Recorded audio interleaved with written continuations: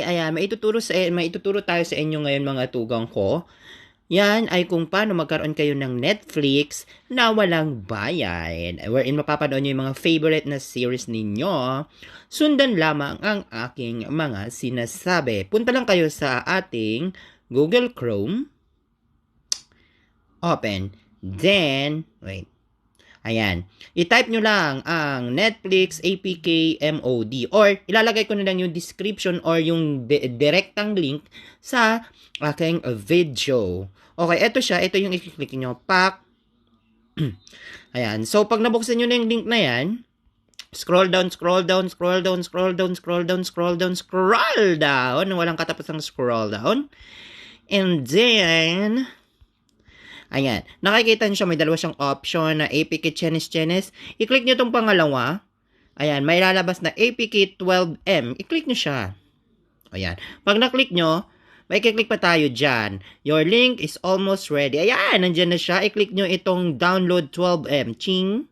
Ayan. I-allow nyo lang siya ng bonggang-bongga. Walang mawawala kung ito try. Dahil hindi naman siya isang virus. Click. Sorry, inom ba tayo ng bahagya? Mga halak-halak na sa lamunan, oy.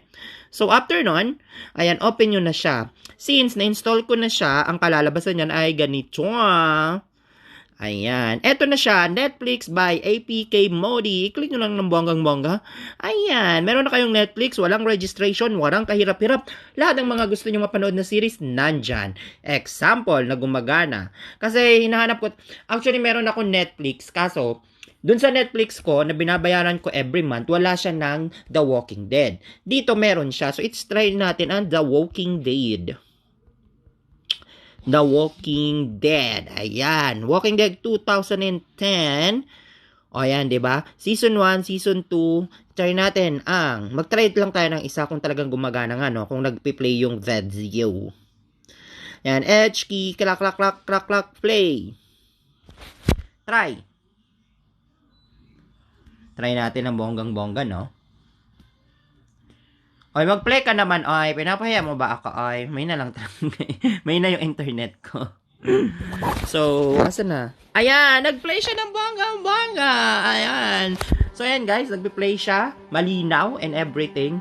So, yun. Meron na tayong Netflix. So, sa mga walang pambayad ng Netflix, dahil walang credit card, genuine, kasi nangangailangan niya ng credit card, kung magre-register ka, try to install this application.